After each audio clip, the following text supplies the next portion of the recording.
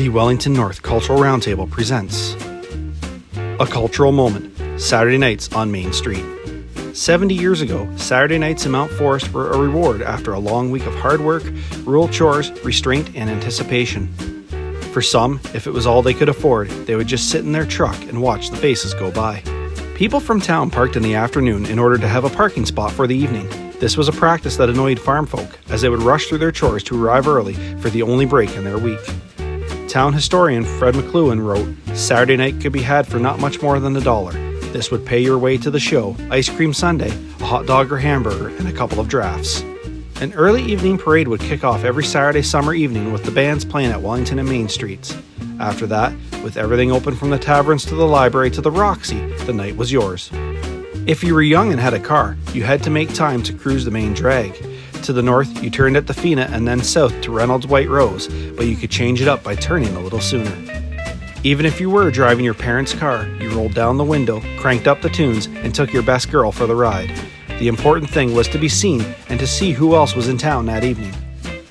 Mount Forest could boast as many as 18 hotels in 1880, but with the arrival of the automobile and better roads, travel became easier.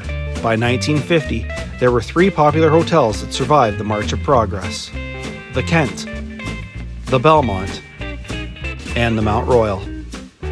On any given Saturday night, the taverns of these 3 hotels were boisterous, busy, and boozy. Each one had a character of its own, and it was reflected in their patrons. Of course, there were many townspeople who would not frequent the taverns ever or consider themselves hotel people. But for those who were so inclined, the basic Kent, the working-class Belmont, or the dressier Mount Royal all saw fights and friends, heard belly laughs and whispered secrets, and witnessed tall tales and quiet tears. And then there were dances. For Mount Forest, it was the Oddfellows Hall.